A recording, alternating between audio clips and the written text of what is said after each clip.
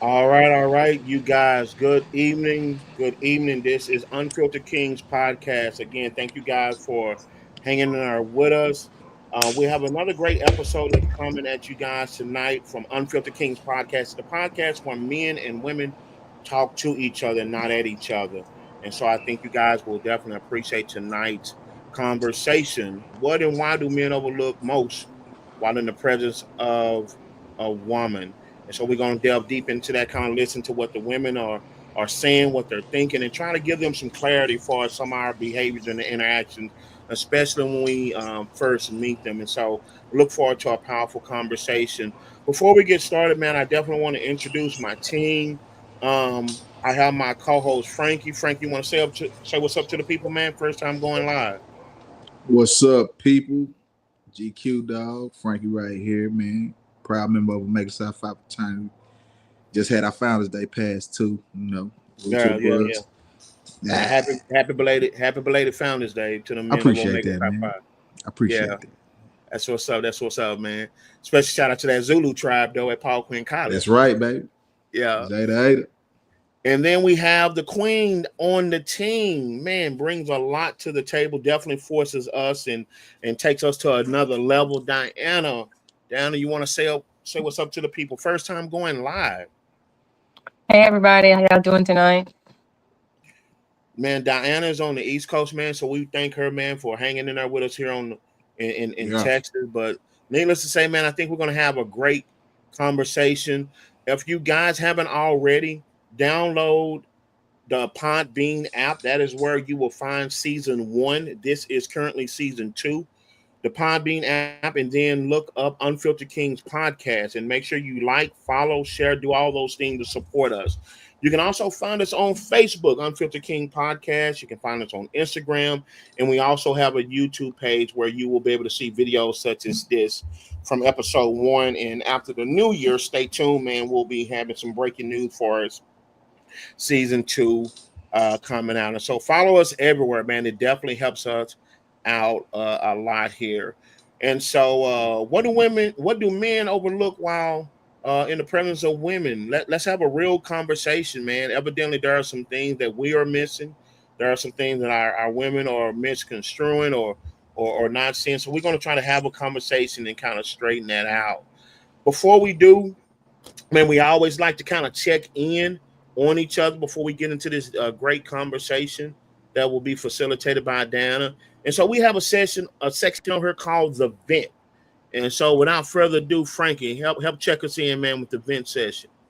What it do, UKP family? You already know what it is. Take a deep breath in, deep breath out. It's time for the vent. You know how we do it. We'd always rate it with a scale of 1 to 10, 10 being great, 1 being shitty. So, without further ado, let us know how your day went, Miss Diane. Yeah, so I'm at a 6. Right on. Um, today wasn't a bad day. It was kind of quiet. I've been doing this TV cleanse of like not watching TV, so I'm like, oh, this is What? day 2 of no What? TV. So yeah, I'm cool.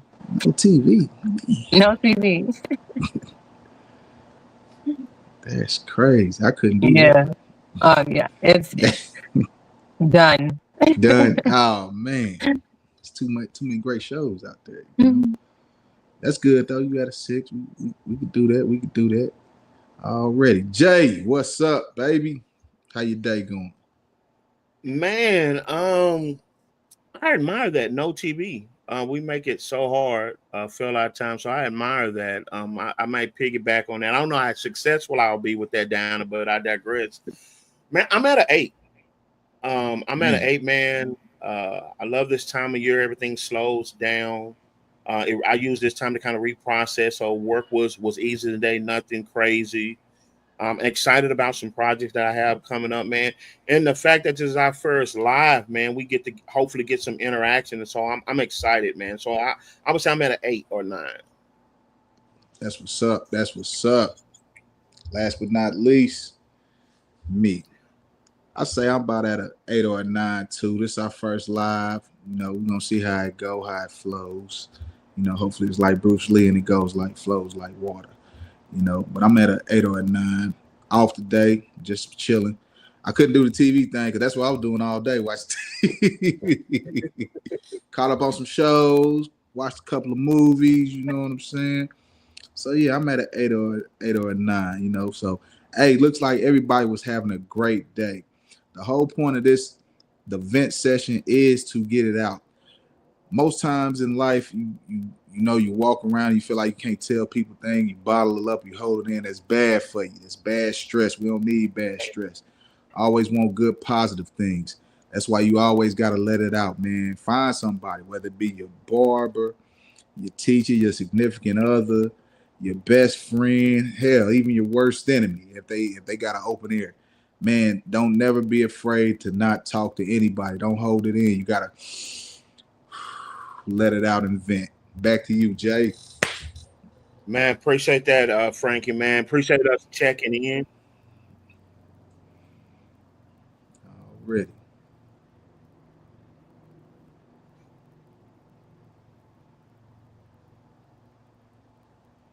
So, with that being said, man, always check on what's going on. Check the posts of the people that you're talking to, because a lot of time we jump right off into that conversation, not knowing, man, they may have had a bad day or something happened that day, and so we always like to take an opportunity, kind of vent, see what our day is actually doing, and things of that sort before we jump off into it. But now's the time, man. We just jump off into this conversation, Unfiltered Kings podcast, where men and women talk to each other, not at each other. There's not a whole lot of scripting and things of that sort, man. We really want you guys to understand what we speak is from the mind and the heart. And so when we have conversations, man, we really want to get the essence of what the person is asking the questions and talking is about, man, and just kind of give real unfiltered feedback. And so with tonight's topic, what do men overlook most while in the presence of women? This is going to be a situation to where we're going to let, as kings, we're going to step back, man, and we're going to be put on our active listening ears for our queen of tonight that's going to moderate, Diana.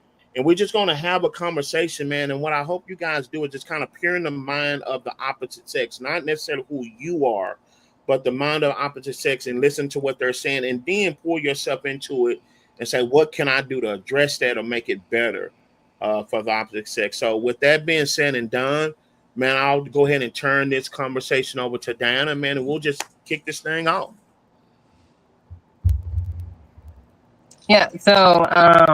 So the title is Why do men overlook most while in the presence of a woman? So I just kind of want to get the perspective of each one of you gentlemen on some of the things that you feel that at some point in your life, maybe early on or even still now, that you presume as something that you might have overlooked when you were in the presence of another woman. So whoever wants to go first. I know I'm like, who's gonna go in the hot seat first? Come right to it, Frankie.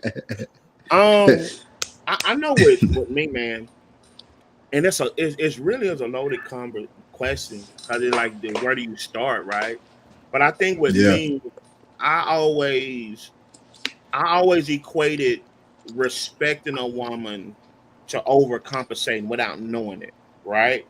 So if I saw these things in my mind, respect looked like a certain thing. So it's like this checklist. Like if I do this, say this, talk nice and whatnot. And really what it was an overcompensation from a void, because quite frankly, I hadn't been taught, right?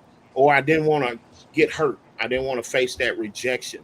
So it's almost kind of like, when they say take your medicine, just close your eyes and just take it, right?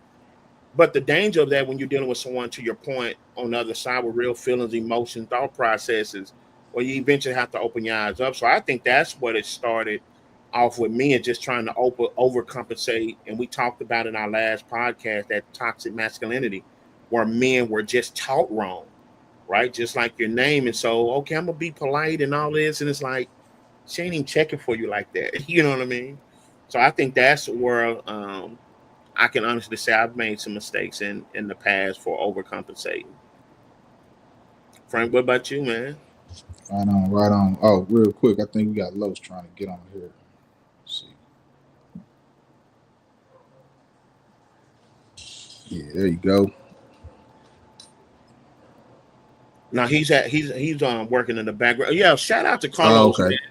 Carlos, he's working on. He's been our engineer for tonight, and so shout out to him, man. He'll definitely be on future episodes. He's on the past ones and things of that sort. So he's here, man. Drop your comment. That's another thing. I'm glad you brought that up. Drop your questions, your comments, and things of that sort. He's monitoring our social media hub, if you will. So if you hear something you agree with, hell, even if you hear something you disagree with, make sure you comment, man. We'll make sure that we'll try to either pull you in on the video or get your comments on the live video. But with that being said, I was talking Yeah. about being overcompensating, Frankie, Okay. overlooking females. So, in your mind, she asked a great question like, why do you think we as men overcompensate or kind of miss what's obvious in our face? This is like a real tough question, man, because as men, you don't think you overlook things, but you are. Mm-hmm. But you are, like, because with us it's mostly what you first are attracted to when you see that woman, whether it be physical appearance or maybe you sparked up a conversation first, without even looking up to see who you're talking to. It's a woman. Like, you be like at a mall or something shopping, and you just spark up a conversation while you looking at shirts. Then you finally look up and see, okay, all right, and it could be like the conversation. But like, far as overlooking that's when you rush into dealings with that. Like, you just like at a club type setting, you see something that looks real good, you just, hey, I gotta get that. You know what I'm saying? And that's when you tend to overlook or not even look at all, because you just focus on trying to get this particular woman. And then once you get her, some men just like fall off right after you did what you need to do. You know what I'm saying? And interesting about that is I had a conversation with one of my partners at work, and we talked about the same thing. And I told him, I said, that's what it is, man. You just, it's like a conquest per se. And I told him you had that conquest mentality, a conqueror's mentality. Like, you see the chick, you want that chick, and you gonna do anything or everything to do what you got to do. But once you've become intimate and took it to that next step, you black out or you just zone out and wait for the relationship to fizzle out, and you on to the next one. So I think that's pretty much the concept of per se guys overlooking a lot of things. It's that mentality in us that wants to conquer, and like, yeah, I hit that, that type deal. So that's how I feel. Yeah, so you made a good point, right? The conqueror, but you also said something about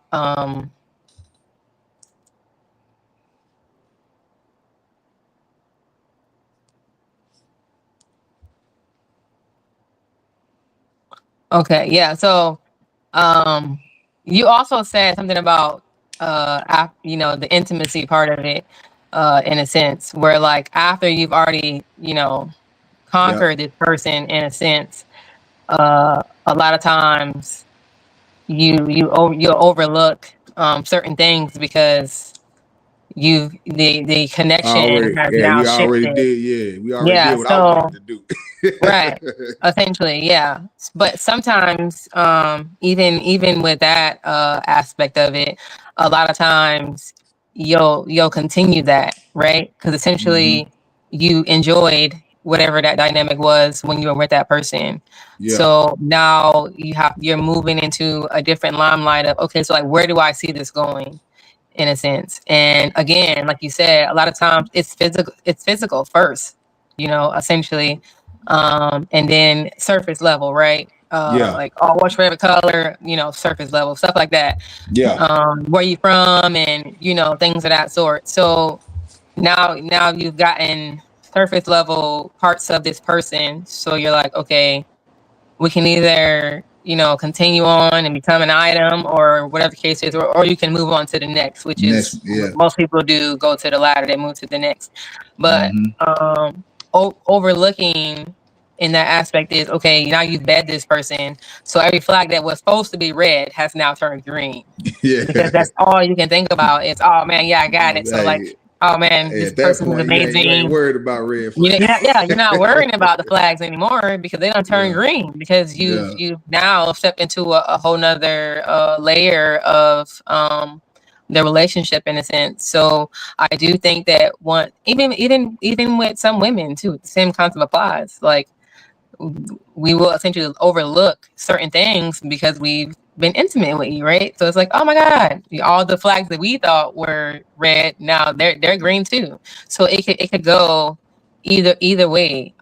Essentially, women overlook stuff, men overlook stuff, too. Yeah. Especially when you're trying to uh, place, where you're gonna place this person, as far as the relationship aspect. And a lot of times it's like, oh, well, she wasn't like that when I met her. I'm like, you didn't even really Get to know know her. her. You know what I'm Yeah. saying? You didn't even you're still on the surface level of Yeah. what this could have been, but now you've been intimate, so now everything else is kind of out the window, Yeah. uh, in that process too, because your blinders are on now. Like, your everything's like kind of it's like in a smoke session. There's so many clouds, you know what I'm saying, over the top, that you can't even see, Yeah. really, this person, for who they really are, because when you approach them, you probably already had some aura of what your expectation was of this person, and then Mm-hmm. once you became intimate,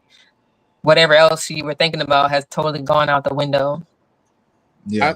I think as I hear us talk, I think the one thing that's often overlooked is that a person can only meet someone else on the level they've met themselves. And Agreed. I think as men, it is hard for us to look within self and identify, I may have learned that wrong. And I always liken it when we're talking about topics like this, it's almost like telling a man his name is not his name.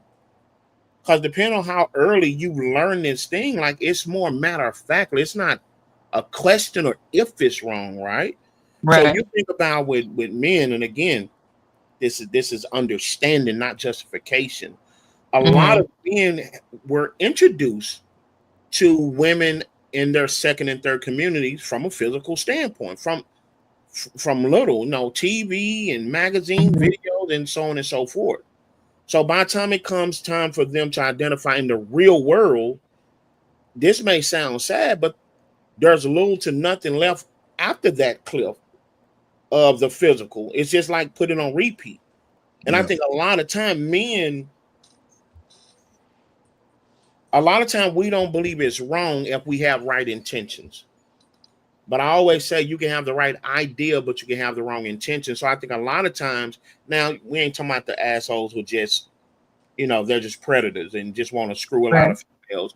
But I'm talking about a Mm-hmm. lot of time good men overcompensate for what they don't know, right? And so a lot of time when we're interacting with women, we're trying to figure it out instead of just saying, "Look, I don't know," or saying, "Hey, could you help me understand?" Or ask those questions. Because again, we don't talk about our feelings or our emotions. So a lot of these things, Diana, sometimes this is the first time we had to think about other emotions other It's like a than breakthrough. Yeah. all these things with you. And again, let's Mm-hmm. be honest, we unfiltered. What is sex? Sex is a bonding entity. So it's already got that skewed, right? I Mm-hmm. like that. So that's already got me skewed and things of that sort. But to your point, it's unfortunate because when it's time to have real conversation, depending on how far and deep you in, there's Yeah. one thing that is tough for men to do: pull ourselves out and realize that we took the wrong route, Right. and kind of start over again. And so I think, to make a long story short, sometimes we as men, we got to understand who it is we are.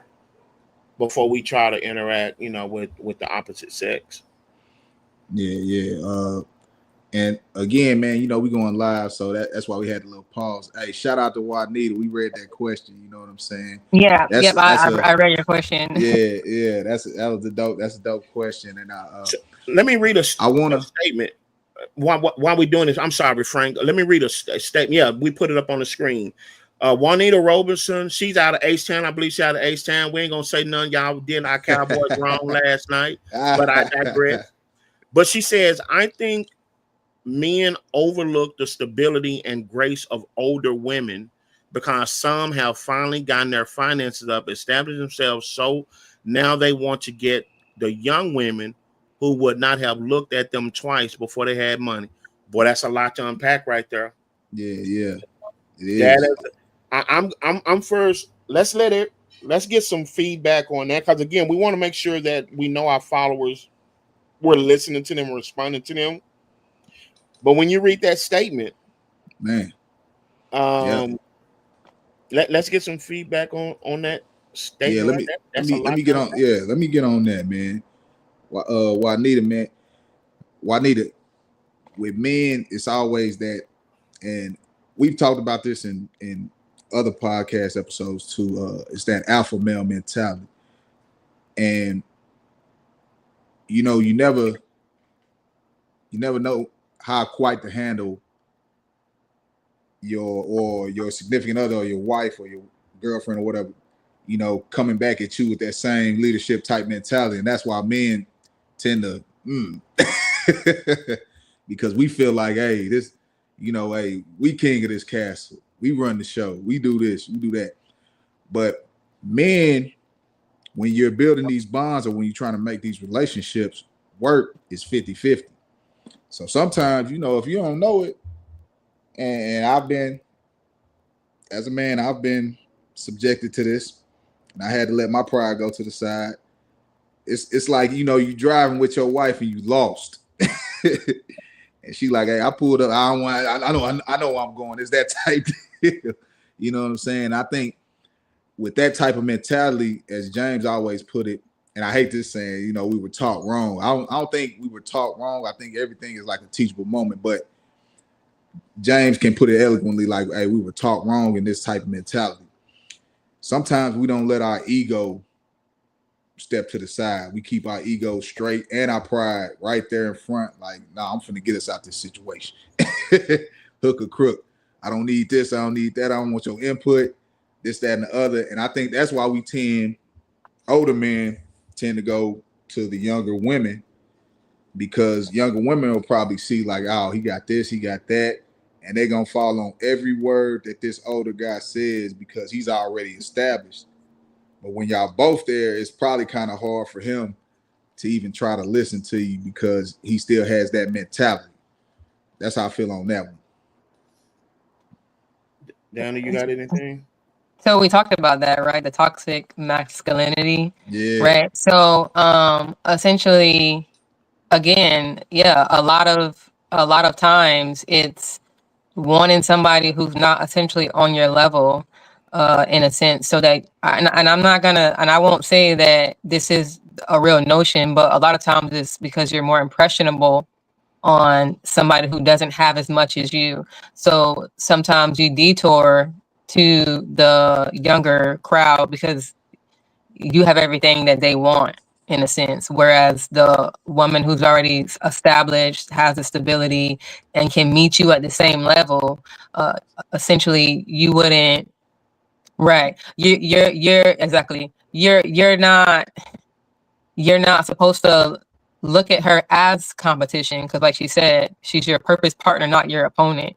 There's nothing competitive. There's nothing wrong with having a partner who meets you on every level, and even sometimes even on a higher scale than you, because essentially your partner, you're supposed to be able to teach each other, right? The woman was made to be your helpmate. So essentially, if you have somebody on the same level as you, the same stability, the same mentality, you will go a lot further than if you had someone who wasn't essentially on that same level as you, because they're just waiting around for you to essentially, in a sense, take care of them, right? And that's where you start overlooking stuff, because you're like, well, you don't have this, you don't have that, blah blah blah blah blah. And as time goes on, because now, like you said, you want to be the big bad man, you the head of the household, and you got it all figured out. Yeah. And it just doesn't make sense. Essentially, it's almost as if it's a control factor. Not saying that's the case for everybody, but again, younger women are a lot more impressionable. They're oohing and ahhing, whereas the woman that's on that same level as you, like, okay, well, I got that too, so what's up? Now you backing up. Now you bowing down. You're like, whoa. You don't know how to take that. You don't know how to take that, because she meeting you right there in center fold. Yeah. I love what Juanita said, because here's the thing about it is, I always talk about A through L and M through Z. First and foremost, let's go back to that toxic masculinity, right? We have been instilled, and we talked about this in several episodes, that our material things mean so much. Let's be factual, guys. Having things don't mean we have the emotional intelligence to be able to communicate with our significant other. And so to me, it's already on a bad track when we got the material things up there first. Let's just be very transparent, right? Because a big house we can be in a big house and don't speak to each other, don't know each other, don't know how to communicate, arguing every night. And so a lot of time we have been taught that as men, hey man, get these things. And then to Dana's point, there are some women who, hey, I'll put up with that if I have the security. Well, you're already on the wrong track. So let's bag up. If you can't see the person, then that person's gonna always be interchangeable. And that's why, again, men are part of this conversation. We want to be accountable. That's why men, we said last time, sleep with woman after woman after woman. And what we said, it's not about the sex, women. He's searching for that one woman that he don't even realize that he had, but he lost. Either he lost it intentionally or unintentionally.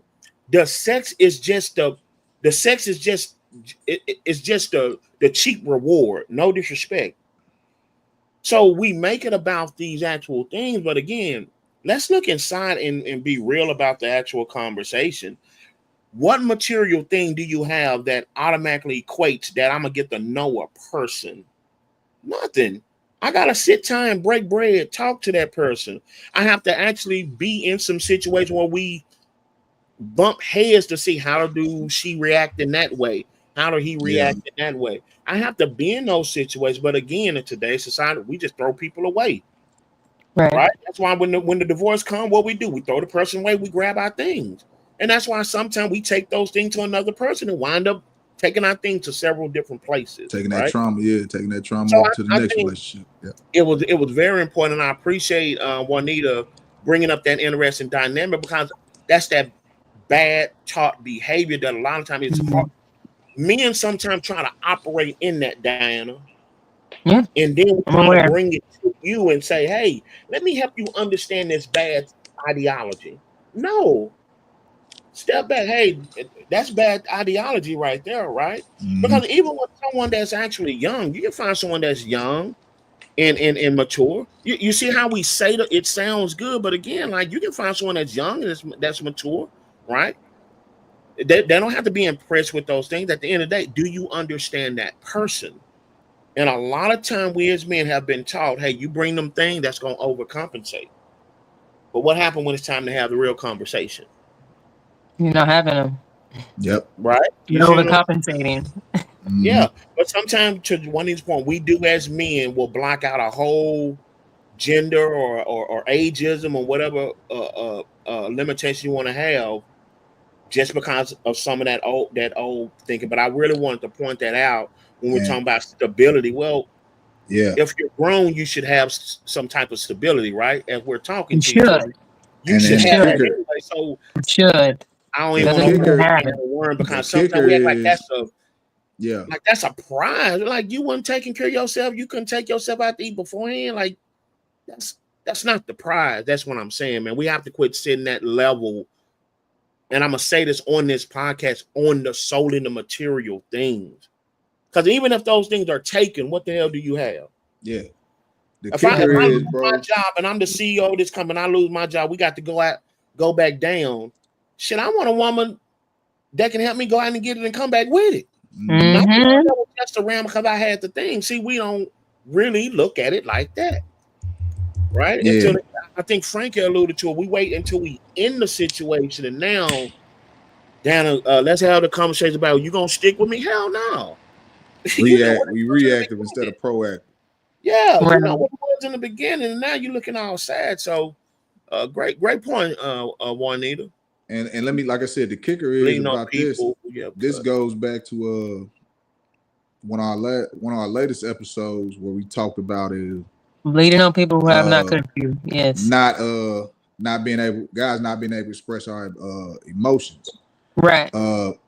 Because we put that chief mentality or that machismo mentality out there to where we don't want to feel vulnerable now because we done made ourselves look all badass. And now I don't want to let you know, like, yeah, I'm fucking up. Yeah. And it goes like that, you know what I'm saying? So that's where that comes into play too, because like I said, we set ourselves up so high to where we don't want nobody to know that, hey, we low at this point, but we try to keep ourselves like, yeah, I'm still running things, but nah, you fucking up, buddy. Just, hey, go ahead, admit it, try to get some help, and keep moving forward. You can't just keep keeping that pride mentality and not being able to say, hey, yeah, I need your help, because what is she there for if not to help you, or vice versa? That's what the relationship is for, to help each other out and grow as a couple. Mm-hmm. Dana, I think sometimes we as men do more damage by doubling down on the masculine toxicity instead Mm-hmm. of just taking a step back and say, let me relearn this. And remember, we were talking about another concept. I think we miss our blessing of having a good Mm-hmm. woman by literally Yes. learning from her. Like Yep. that is so we talking about material things and all this stuff. And it's like, what about someone you can just turn and be Mm-hmm. vulnerable and admit, I don't know, but baby, you know it. Baby, I'm not good at budgeting, but guess what? I see coming into a relationship, you pretty tight on yours. That's on both sides. Women don't Right. me, right? Assist me, Yeah. but you got that mentality. A real man, I don't have it all together coming Right. to life. Right. I'm Right. imperfect. I got about 80-20. Whatever you want to put on the 80-20 depends on your individual, your real situation. But can I have these real conversations and put them on the table and say, hey, baby girl, my 20 is finance. I struggle with that. If Mm-hmm. you're 80, that is the blessing that I find somebody Found, yeah. that can take Mm-hmm. my 20 and strengthen it for my 80. And then Right. as men, it's not always, I know some women, and I'm gonna say this very humbly. What's the quote? I'm a big quote person. There's a quote of mine where I say, don't the woman who does not want nothing deserves everything. Everything. Mm-hmm. Who Because doesn't ask for anything deserves everything. if she's genuinely trying to make me a better person, I guarantee you the right man, when he realizes that, he's going to accept that because that's going to put him in a better position to be able to do for her.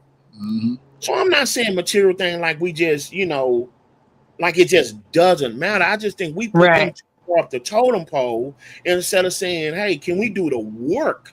So whatever those resources are, we can both be comfortable. But Yeah. because there's so much misinformation, like I said, we bring to each other and then we double down on. Mm-hmm. Yeah. And here's the thing about it is, as we're just adults, a lot of time we don't like admitting that we're wrong. Because it's easy to want Diana to change, and I'm just using her Right. as an example, than for Right. me. And that's why I think a lot of time, Frankie talking about that pride and ego, we're not talking about that as an excuse, fellas. No, we need to No, check that. that's a crutch. That does more damage to us and Definitely a crutch. it's definitely a crutch because again, if you have a woman that's good on some, you're gonna make her feel bad or not learn from that. But if she look good, you hold her to a high esteem, she gonna get old. No disrespect, she's gonna lose those physical features to a certain extent, and then what foundational pieces are you gonna have? And see, that's why a lot of time down to that some men we don't think this long term because again, that's the danger of looking at the physical. Mm-hmm. And again, that's a cringy word, but what Frankie used is true. Some men look at as capture. And once we Mm-hmm. capture, we have Conquer. nowhere else to go. Mm-hmm. Well, we just reduplicate. Remember we talk about the man the man just out there just sleeping around. No, it's Mm-hmm. not about the sex. 'Cause let's be honest, sex is sex. Let's just be very honest about that. The act of it. Let me put it like that. If you Yeah. haven't met yourself, like I said again, that woman that you messed over, even with women, that good guy you messed over, that you cannot now go back to, you're gonna search for that person Mm-hmm. because that person was meant to fill those voids in your life. And without that person, I don't care what you're empty. So you're gonna go out and search for it enough to trade all of it just sex, man. You wasting your own damn time. To be honest.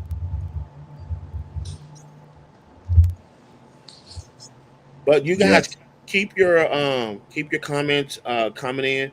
Uh, Juanita says I like this point right here. She says usually young ladies are raised with responsible fathers in the home, are more mature and confident. Boy, that's a whole. Anybody want to kind of expound it? Because that's a whole different piece right there, and that's why I want to throw out the young versus old or the money and it. Some people have a foundation, and guess what? They're taught. You run across someone who hasn't been taught, that's going to be a problem. Yeah. Anyone want to expound on that? Sometimes that could be the problem. If you find someone who's been taught, know what it is, the thing of that sort, and let's just say you still lying to yourself, or let's just say you don't know, that in itself could be a problem. Why you overlook, you don't know what you're looking for because you just simply haven't been taught. Right. Yeah. I mean, I guess essentially when it comes to that dynamic, yeah, you can kind of tell essentially who was raised in a home with both parents, who had a very active father, who had a very not so active father, and whose father wasn't present. Uh, so yeah, those things can be taught to your daughters as they progress in life, but I don't think that's being taught as much as it may have been back then, which is why I think the dynamic of most women, regardless these days now, is I need a man to take care of me, and that's just Mm-hmm. that. Right. That whole notion of, oh, what do I bring to the table, or I am the table, and everything that comes Yeah. on it. That is what's being taught now. It's like, oh, you get you a man who's gonna provide, and you ain't gotta do nothing. He gonna do it all, and because all those things are being spewed all across social media, and even the most timid girl who was raised in the home with her father, depending on how present he was and how he operated with her mother, essentially, just because he tells her one thing and he shows her something differently. Kids don't do as you say, they do as you do. Yeah. So if she can see how her father was operating with the mother, then essentially she's going to go choose that same thing, regardless if he communicated to her like, oh, don't get this type of man. No, I'm gonna get the man like you, daddy, because you're showing me the type of man that I'm supposed to have, regardless of what he has been saying, in the home. She's only gonna go off of his actions, not his words. And Yeah. and let Let's me say let's this, Donna. Let me say this. Now that we have men attention, because you said something. This goes part of that bad teaching. I think every man that's paying attention, that's on this panel and watching this video, will agree to this.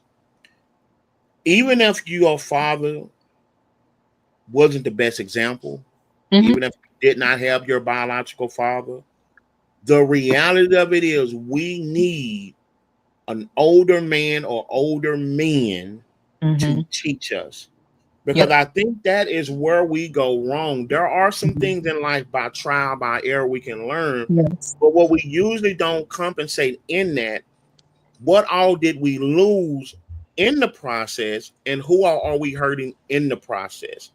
And Right. a lot of times, as men, to Frankie's point, we don't get a chance to think and talk about these emotions. So we got blinders on. See, Hmm. because if I don't have a daddy or for whatever happened, I just got to get these things right idea, wrong process. We mm-hmm. still have a responsibility to look back and say, look, what is the purpose of a father? So if you didn't Right. have a father, but then if you can be honest and say, I didn't have anybody to do these things, I'm a father. then you got to be honest with yourself that I probably don't know as much as I think I know, or I probably was blessed to know what I do, but there's still some more I need to do. I think too often because of that backdrop, we automatically default. Watch this, Diana. Well, you got to just understand. You got to bear with. No, Right. that is not the woman's job, right? She's not a whoopee cushion. Now, by grace, she'll love you through some things, but guess what? In the meantime, that love won't mean nothing if you don't know what to do. Right. So even if it's getting to the point where you go get therapy or outside help or whatever, men, let yourself off the hook. And I know it's a double-edged sword, right? Because in the world, like Frankie said, if we do be honest with ourselves, guess what? Women gonna turn Yes, away I from agree. it. Like we damaged goods. Oh, you had that. It can be 10 years. I want a man that's go find your perfect 10. That ain't the woman for you. And no disrespect. But we have to let ourselves off the hook and say, okay, it's one thing for a woman to say, well, tell me your weaknesses and whatever. But what you gonna do with them? Right. The biggest fear is, are you gonna weaponize them? Now, I'm things that you partner with me, support me. I'm not asking you to do it because you cannot do it for me. But I think that's go to again within that gender bias that sometimes overcloud an opportunity to understand. Men, we have to, no matter whether that woman accept you or not, like I said in one of the other episodes, if that lady's not willing to stand there by you, either one or two things. Either y'all come back together if it's real, or that wasn't the woman for you. Right. But you should not do it for the relationship. And I ain't gonna lie, I've been guilty of this. You have to do it by looking at yourself and start. I got some voids in me. Wait a minute. Why every time this happened? Yeah. Before we talk about the ego, before we talk about the pride, because that's a learned behavior. That's something that we need to learn. That's not something that we just woke up one day and I got my pride. So I really want us men to take a very self-inventory and look at ourselves. That's not a knock. That's not an indictment on ourselves. Yeah. If we didn't have that teaching, okay, where can I go and get that? That's what we're responsible for. Not wait until we get in that relationship with that woman and expect her to overcompensate for those voids that we have within each other. Yeah. Hey, that's dope because it's always like that. Which, and let's repeat the topic for those who just coming in viewing. Why do men overlook most while in the presence of a woman? Mentorship is always key, especially when you're younger. It's captivism of what you see. So you might be captivated in probably not your father. You see that's born and this, that, and the other, but you seen your uncle. That's real. Man, 3 gold chains on, shoot, suited and booted. Hey, different chick every week. Hey, forget what Pop's talking about. Hey, what's up, I Unc? want to be You know like what I'm Uncle. saying? Yep. Hey, you know what I'm saying? It's captivation of the eyes and what piques that person's interest, and that's how they will receive what they want further on down the line. So that's where real mentorship and teaching has to come back into. Right. Sometimes the father has to battle those type things to get his son back on track. Yeah, your uncle like this and like that, but your uncle ain't tell you how many times he had to go to the clinic. You know what I'm saying? Hey, you see them little pill bottles up there? Shit, you won't be like, you know, we gonna keep you a spot at that clinic, man. We're gonna have a chair especially for you because you gonna you know what I'm saying, this, that, and the other. That's where that stuff comes into play. Especially with us, man. Especially with us. With guys, man, it's what we see and how we perceive things. Whether it's in the household, on the street, in the classroom, at a job setting, we see what we see and we like, or like the perception of something that we're not doing. And watch this, Diana, if I can.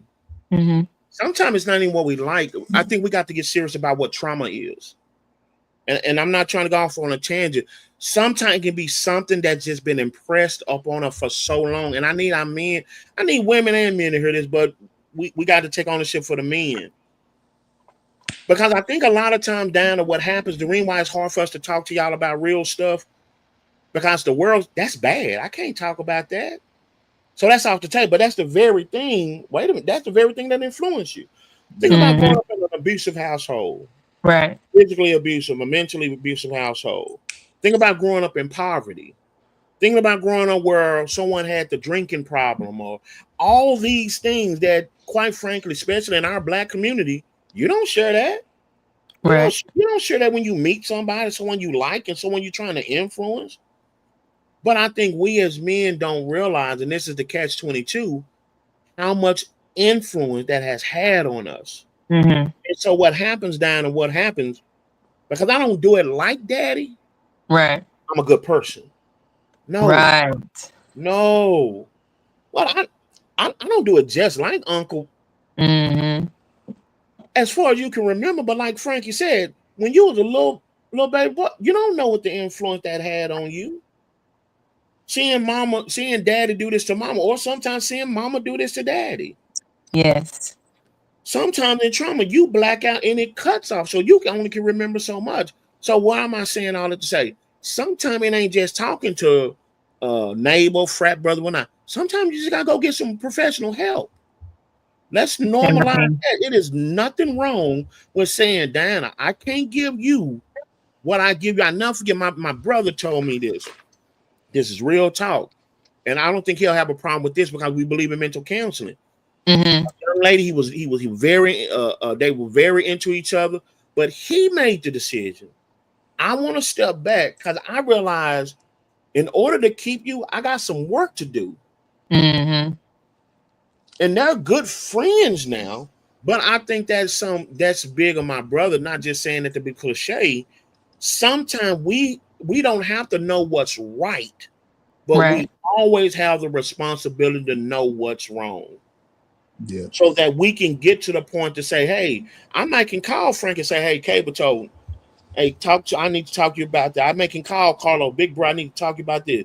But sometimes, just like when I get that stomach ache, Frankie can't do nothing about that.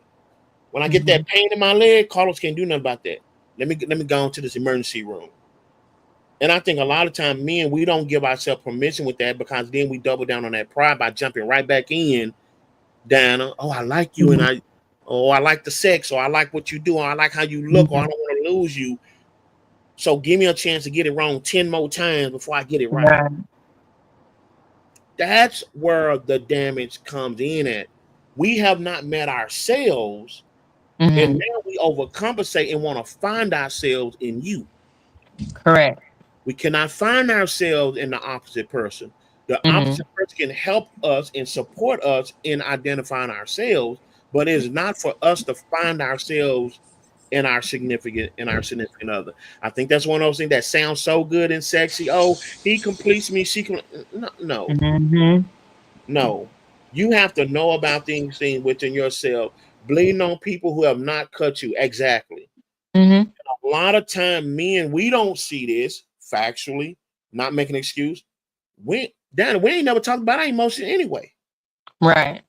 So you the first one here and you want to hear about it? Oh, I'm gonna bleed out on you with no outside help, with no mentorship, with no uh, uh, uh, counseling and whatnot. You're the first one that and you really care about me, and you really took the time to see these things. You don't see what I have and all that stuff, and you see the hurt in me. Yeah, I'm gonna bleed all over you. And I think that's where we make the mistake when our women, when I say women are supporting us, sometimes the woman cannot do anything but redirect her. Hey, man, and this sound Right. up. Hey, you need to go get some help, bro. I know a counselor you can talk to. That ain't that woman downing you. That's not her place. Right. So if I get a broken arm right now, down to you're not a nurse, are you? Mm-hmm. You sitting where you sitting in a whole nother state. You can't help me. I'm gonna have to go get the help. Right? That's that what Frank is talking about, that manly pride. We Yep. look at all the most convenient places for the help instead of owning the responsibility ourselves and say, man, if I've really dealt with this for so long, I don't even remember. Yeah, I'm gonna have to go sit on someone's couch. I'm gonna have to make that appointment. I'm gonna have to get on that Zoom call. Right? Yeah. Right. Yeah, I agree. In a fairy tale world, right? In You a would perfect think that world. Yeah. that would be, what I'm saying, the notion. A lot of times, Yeah. a lot of men would self-reflect and be like, "Oh man, I'm really taking her through the ringer. Let me go get some help." Mm-hmm. But that would make too much sense. So, um, essentially, a lot of times, like you said, they just hop to the next person, to the next person, to the next person, and then they're just doing all this damage along the way, and expecting that person to just kind of pick up the pieces, uh, essentially, and heal them, and then somehow heal themselves at the same time. Uh, Right. so I do think it's good that a lot of men are doing a lot of self-reflecting, and they are starting to go to therapy. But a lot of times, I don't think people are ready to go. And I say this all the time: go into the deepest, darkest parts of them, relive some things, uh, that may have happened in their past, in order to heal themselves from whatever is keeping them from being their best self, or from growing up, as Juanita says. Because a lot of times people are okay with where they are, and again, like you said, they can only meet you where they are in life. You know what I'm saying, or where they see Yeah. themselves. So you can tell a person all day, "Oh yeah, man, you need to go get some help." But unless they want to actually go and get that help, then it's Yeah. not really gonna do anything. Because I can tell you all day you need help, or I need you, or I say, "Oh, man, go, please, I need you to change." And you're like, "All right, I'm gonna change." No, you're not gonna change, because you don't want to change. I'm telling you, you need to change, but you're like, yeah, I need to change. I'm finna go change. A person who's gonna change, they're gonna change. They're not gonna sit here and be like, "All right, I'm gonna change." You know what I'm saying? Nah. And So you're some just gonna revert back. None of that is genuine. In that aspect. So a lot of times, again, when we talked about this too, being alone, right? Or lonely. Yeah. You know what I'm saying? People don't want to really sit and self-reflect on where they went wrong at. And accountability, for some odd reason, is one thing that people have such a huge problem with alluding to. Like, just, hey, it's not always the other person. Like, at some point, you have to think about your part in the dynamic as well. You can't keep Mm-hmm. hopping from person to person saying, "Oh, it was all him, it was all her, they're crazy." And like, okay, well, what are you? You chose this person. You know what I'm Yeah. saying? You know what well, I'm saying? So essentially, what are we talking about? I think that the interesting dynamic here, and I remember giving a speech about this when my son was born, is that I don't think we know the true damage of self medicating. And the reason why we self medicate because the world is so hard to in judging people. And there are some valid points that we're making, but also let's give some context also. No one likes being judged. No one likes being the At outcast, right? all. That's why we got filters. That's why we buy 12, $1,500 phones that do the same thing year in and year out, but the camera's upgraded. Because we always want people to see us through a lens, because Mm-hmm. subconsciously, we ain't even talking about real conversation. Subconsciously, we as grown folks are taught every day, don't show your true self. I talked about mental wellness in the workplace at my headquarters. What's that old adage we taught? Leave your personal life at home. Mm-hmm. No one wants the real self. Mm-hmm. And so I will ask the women that's joining in, watch this. Let men be them imperfect selves without writing them off or judging them, right? Because oftentimes, and I hope you guys can agree with me out there that's tuning in to this. Why do men overlook? What do men overlook while in the presence of a woman? A lot of these things that we're looking for in our adult years, the world has told us as men since we were boys that to do and not do some of these things is equivalent to being a man. Yeah. And I'm like Diana said, are we really ready to have that conversation? Suck it up, don't hurt. That's okay. That is teaching that boy to cut off any emotion for himself. So when it comes to showing emotion toward you, it don't make them a bad person if you were actually taught wrong. And that's why I think the discernment has to be. So none of this are we using to paint this broad brush on any gender or any specific person. I think at the end of the day, that's where it starts to us learning ourselves. And I think with us as men, we just have to do some true, honest inventory within our actual selves. Because a lot of time for a man to open up and admit his weakness, he's weak forever. He's looked upon as being weak for admitting that. Mm-hmm. Men don't supposed to. And I hate this, like scratching across the chalkboard. A real man. What is Mm-hmm. a fake man? Like that doesn't make sense. And a lot of times, toxic masculinity, we buy Mm-hmm. into it. Think about it. We talked about it before. If Yep. mama taught me, first Mm-hmm. woman I ever loved taught me, suck it up. Donna, what you think you're gonna reteach me to open up and tell you how I hurt? So what am I saying? All that saying, yeah, understand what you want and have your value system, but also understand when it comes to your mate, have some grace. Mm-hmm. Have some grace. Everybody's not the end all be all bad person. Like every man that struggles and going through is not the one. Don't listen. Don't mean nothing. Everybody. That's not every man. Every woman who shut down and don't understand. They're not the bad person. And I think that's what's unfortunate today because we don't have these real conversations at the beginning. We're doing a lot of misdiagnosing. Mm-hmm. We're kind of just lumping people up and just throwing people away here and then keeping the ones who should have been thrown away. Fit your reality. Yeah, just fake reality. And what we're doing, watch this. We're holding it close to the chest, and watch this. Not only are we operating in what we know, but here's the dangerous part, y'all. We still don't know. Yes, Dan, I can be 40 some years old and still don't know how to budget. Oh yeah, Just Yep. I like agree. a woman can be 40, 50 some years old and still don't know anything about emotional intelligence. Mm-hmm. Yes, a man can be balling with all type of money from a secular standpoint, but guess what? Can't come home and have a conversation with his woman. Not know her triggers, not knowing her points. What am I trying? Not knowing her personality, not Right. understanding her emotional intelligence, not understanding her primary, secondary, and third love language. Because there's no such thing as just one love language. That's a whole different one. Correct. Mm-hmm. So Yeah. yeah, you can go out and do all of that, but look what context down in Frankie we're operating in. Because the world said if the man have all this stuff, then the woman will be good. But behind closed doors. How many bags can I buy you before I realize, oh, you hurt?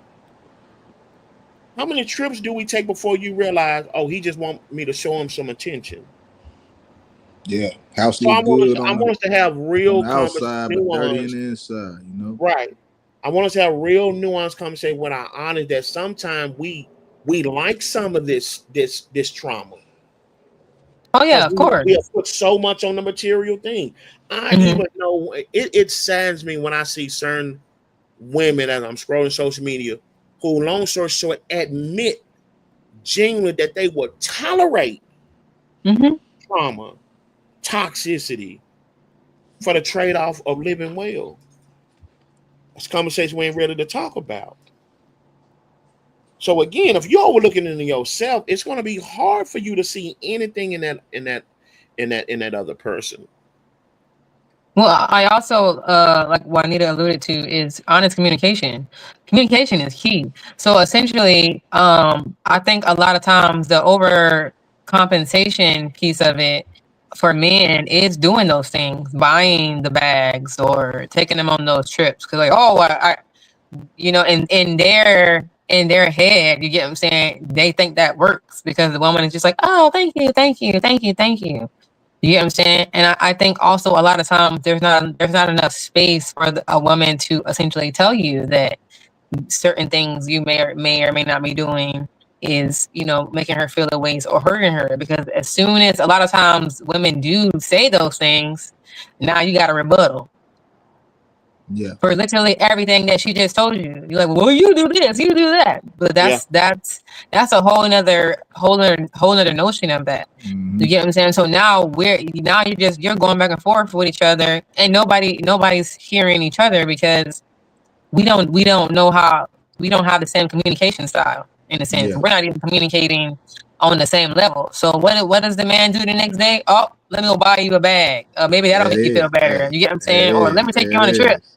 That sounds like that might be the best thing for you. But the whole Hey, time ain't none of that. What ain't she's like, bro, I done told you like 10 times what the problem is. Yeah. hey, But I'm that, gonna keep taking everything you're giving me. But that's hey, still not fixing what I just told you was the problem 10 times. that's the number one go to. You know what I'm Yeah. saying? Hey, I gotta get off my back. Right, exactly. Here Or we Yeah. I gotta go fix Yeah. this Yeah, leaking fridge that she been crying about for 2 weeks so that I can get back on her yeah, good side. yeah. But that ain't what she was crying about to begin with. And let's use the opposite also. Now this one right here. Mm-hmm. Hey, Carlos working IT. I'm gonna lose about 20 friends. So find me 20 new friends, but we're gonna have to go. We unfiltered, right? Mm-hmm. Come here, my women. I want to hug you before I say this. Quit using your sex as a weapon. Oh, that part. You see that? See Because that? Do you know how many women would here's love what to take their happens. place? Here's what happens. I will never justify cheating. Let me say that. But when understanding trauma and how to not make it happen again, you have to understand purpose. That's the pretext. So a lot of time when it comes to cheating, well, obviously cheating is wrong. But do Mm-hmm. you understand? This is something I learned from my counselor. We can contribute to our partner's mindset of cheating, not the act. Right. The actual act is on the person. But Mm-hmm. why? Agreed. The same way men overcompensate, bag material things and whatnot to compensate and cover up dealing with issues, women also use sex for that. And guess what a man does? Because guess what? I don't care what you say, trying to make it bad and all this, and this is a Mm-hmm. concept another day. A man was Mm-hmm. born with a sexual appetite. Mm-hmm. And whether it's healthy or unhealthy, that's a whole nother conversation. But guess what? Anytime you're offering it to him 9 times out of 10, guess what? He gonna take it. He's gonna take it. But to Diana's point, just like the material thing, that's why I said get that material stuff out of here. But what's even more detrimental to women, you are demeaning your body because watch this. You're giving something that has a high intention for a few bucks to not just have a conversation, just not admit it's wrong. So now it depreciates. We're gonna have to talk about it. Mm-hmm. Now it's not given in the. You ever had a gift that was given to you that but wasn't given in the context in which you wanted it? Keep it Mm-hmm. 100. Right. What you do with that gift? You Mm-hmm. smiled and joked in their face, but when you got home or if it made it home, you threw it away. Yeah. Don't get mad Right. at me. I'm just a messenger. A Right. lot of times women use that sex, although it has power in it, but guess what? You Mm-hmm. use that power because guess what? When you quit regulating it and using it as a tool with that man, this is why I said I'm not condoning, I'm not justifying cheating, but guess what? In his mind, I'll just go get it somewhere else. Right. I agree. You I have to mean, be honest and realize you taught that standard. You never sat down and addressed the real conversation. right. You never, hey, let's go get some outside help. You always use the sex. And so now he took the sex and said, okay, well, the next time that and it does, and I don't get this, guess what? It's lost its value, it's lost its meaning. Yeah. Now it's being used as kind of like Frank alluded to, hey, what do you want for your birthday? Right. So don't be so quick to give your own power up when it's all said and done. And that's why I say we have to be very careful when we adopt and don't ask. I said, where did I get this thought process from? Mm-hmm. Why Mm-hmm. am hey, if I'm sitting down with my old lady, like, why we do what we do? Because by the time you finally have these conversations, you realize you learned so much bad behavior. Like I said in the beginning, you're gonna learn it like your first name. And now we sitting there, hey, your name not Frankie Frank. Down, your name is not down, and my name is not James James. You hear Yeah. how that sound? Right. It's also the reciprocation of it too. Mm-hmm. Reciprocity is everything. Because as the man, the woman is like, yeah, hey, I want this ring or I want this necklace and this, that, and the other, and then the reciprocation of the fact is I'm giving you sex. Like I want an expensive thing too. You know what I'm saying? Like, hey, go get me a PlayStation 5 or something, or go give me that riding lawnmower I was looking at the other day. I can't be spending $1,000, $2,000 on a ring for you, and then the only thing I get is sex. You know what I'm saying? Well, So that's yep. yeah. Go ahead. That's one of the things you got to look out for too. Yeah, so but again, that's where communication comes into play because on either end, it can be wrong for either person. At the end of the day, if she's asking you for, a 2 carat, whatever, and she returns to you and like, okay, well let's have sex, and you're taking it, okay, so you're communicating to her that yeah, okay, this works. This is Hmm. okay because essentially at the end of the day, yeah, man, okay, you're gonna take it regardless. But what are you still saying to her? If something she's doing is wrong and you don't like it, and her means to fix it is to give you her body and you take it, you're telling her from here on out that every time that there's an issue and you don't like something, she can just give you her body. You're gonna be okay with that Yep. because what you allow will continue, and because you're not communicating what is the issue or what is the problem or where you guys are going wrong at, in her mind, clearly that's gonna be the way forward. Just like men, your way forward most of the time to fix certain things are, man, let me go freaking buy her X, Y, and Z. It's the same interchangeable dynamic. It's just used differently Yeah. And this for is either why for either party. I say I hear a lot of women say try to speak on toxic masculinity when I Mm-hmm. think what needs to be interchanged is when you're talking about a relationship, you all are functioning in both of you all's dysfunction. Yes. Women can diagnose masculine toxicity in a relationship no more than we can identify feminine toxicity because we've never been in that space as Space a as woman, man. Right. right? Oh yeah. And so I think a lot of time we come up with again these sexy words, and it's easy to kind of put that over there on the opposite gender because it takes me out of it. But you made it so Mm-hmm. full down. No, if I'm putting up with or misleading or assuming that that is Mm-hmm. the solution and I'm accepting it, I Yeah. am just as wrong as a guilty party. And I think a lot of times when we have a victim mindset, Yeah. That's where it it tends leads to to. make us feel like, but I was the one done wrong. Yeah, you were. But you can have been a contributing factor even Mm-hmm. when you're done wrong. Yep. Hmm. And I think that is a tough conversation for women on some topic. Because let's be honest, in this society, Mm-hmm. when a woman's a victim, the man is an ass. He is bad. There is no going back. Like it's catered to the woman. But watch this: when a man is the victim, sometimes his masculinity is called out, Mm-hmm. or he's told just to suck it up. Oh, you'll be all Right. right.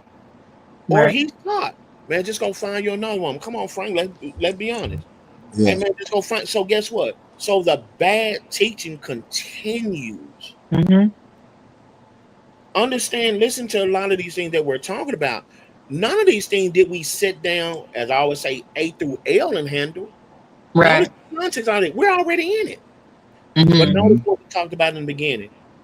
We looked at that chick, Yep. got her, sex. See how it was Mm-hmm. introduced wrong?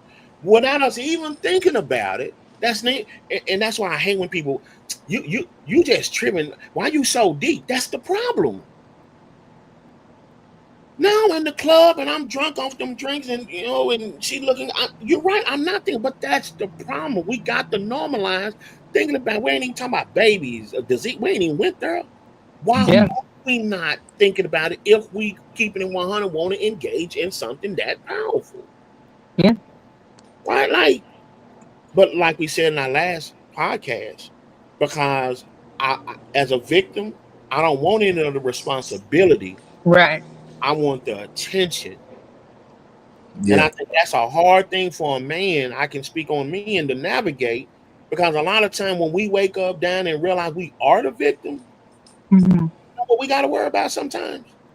Right after that, who gonna believe us? I agree. And that's I, sad. Like I really want our women to hear that out there. Like, and I by no means do I want to be insensitive, but think about if you are a victim in any sense, and all of a sudden, clearly you can be seen that you are the victim, but now you got to convince someone that you're the victim. No, that was wrong. You were done wrong. You are the victim.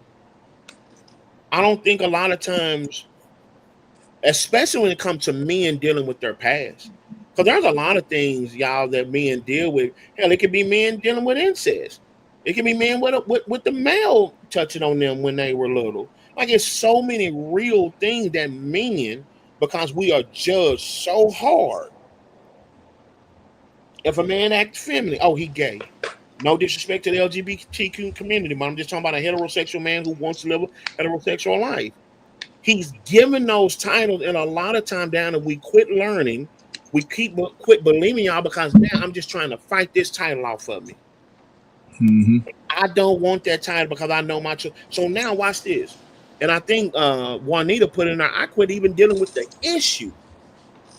I don't have time to go back and deal with what uncle touched on me and or daddy catching me with got caught with you looking at daddy's porn. I don't get time to deal with those real issues. Now I'm dealing with the stigma. Oh, yeah. And I'm not saying this is all women, but next time you go Right. out there and you see men with these issues, baby girl, it's your blessing. That's what literally God bless y'all with the intuition to do. Not saying y'all supposed to be problem solvers, y'all supposed to be doctors, counselors, the whole 9 yards. But there is something about y'all's power for us men who say, man, we got a void. We're willing to do the work and come in and say, hey, let me plug that hole in. Because when we really care for a woman, the woman that we care for, other than our mother, grandmother, things of that sort, we're going to listen to them a little bit better. Yeah. So I know we talk about the bad example, but let's talk about the good ones. If Mm-hmm. I really care for you and I rock for you, everybody, hell, Frank can say it, and that's my cable toe. But if that one say it, she gonna say it. It's just she can say the same word, but let me get right. That's the power that you all have, and so that's why I'm saying don't just give it up into the sex or the personal Yeah. manipulation or just the selfish manipulation to get what you want out of the actual deal. But definitely don't just paint that broad stroke, man, and just knock us on our back. Because watch this, the same man can come around and realize, oh, that's all I need to do. Mm-hmm. Do it. Yep. Oh, just paint the picture. Oh, I don't have to be an artist. Just paint the picture. Mm-hmm. And that was the danger when I was saying, and I see so many people they cry boo-hoo. Well, I'm gonna be quiet because they know me on here. But they cry for the very thing, cry about the very thing you asked for. Some Mm-hmm. of us are asking for con artists. We just asking for the con artists don't hurt us and make us feel guilty about being with the con artist. Not, but hey, like I said, that goes back to the capitalism. Uh, Yeah. that's why you don't listen Mm-hmm. to the wife, or that's why you don't listen to the person that you don't think you end up listening to the one that you're captivated with, that Mm-hmm. you see that lifestyle that you captivate. You're gonna tend to go ask them for more advice than what the person that's right in front of you, that's actually living the same life you living, trying to go through the same trials and struggles you going through. I ain't trying to listen to you. Let me go listen to this guy because he got what I want and this, that, and the other. Nah, it don't work like that, because at the end of the day, you are you. You are not them. Yeah. So all this advice they could be telling you, you trying to use it and take it to whatever place it is, it might not even work for you. But you got somebody right here, right now, telling you like, "Hey, man, I went through the same thing, this, that, and the other, this, that," and it started doing like a Charlie Brown teacher, wah wah wah wah wah wah wah wah wah wah wah wah. And Yeah. another aspect too, because James always said this, when men tend not to listen because sometimes that woman will weaponize that vulnerability, that conversation that he did come to you with, and it gets weaponized. Now, not saying mama, auntie, or whoever else in your family don't weaponize your stuff. That weaponization comes unintentionally. Like mama telling the story, like, God dang, you ain't got to tell all my business. But the spousal weaponizing of the conversation, or details being told, pillow talking, or whatever you want to call it, that hurts a man's confidence as well. We've talked about this on numerous occasions. So those are heightened things to where men will stop conversating. Like, yeah, I can't tell you this, man. Last time we got in an Yeah. argument, boy, you shit. Mike Tyson punched me with that thing. You know what I'm Yeah. saying? Yeah. when a man, I think I know we're flowing back to the bad example, right example, but right now we're talking about um, when the man is doing right. When a man cannot trust you with his vulnerability after him giving that, it'll be hell to high water for him to open back up, right? Mm-hmm. Um, and that's why I say realize that when I say power, I'm not necessarily talking about something from a negative standpoint. When I'm talking about that positive energy, whatever you want to call it, is that when a man opens up and tells you everything, boy, hold that breast to breast. Even if it's number pray for him, even if your response is, "Hey, I can't do nothing about that," or "That's too much." I mean, even if that's because sometimes you have to have those hard conversations, right? But to Mm-hmm. go spread that or manipulate that or use that or throw that back up, that's very dangerous. What I want to do though quickly, if I can transition down, Mm-hmm. what I'm hearing us as men talk, but what I want to ask you as a woman, and I hope I'm not putting you on the spot. What is some of the damage or hurt that you all feel, regardless of the fact, when we overlook these things? What whether it's justified, whether it's intent. I want the honest to hear the reality of it is because I think a lot of times as some men, if I didn't mean it, it's not as bad for you all, and that's and I hope I'm not putting words in your mouth, but that's just not the case. A lot of time we manage our emotions as not that bad because you all told it well, or it appears that you guys told it well.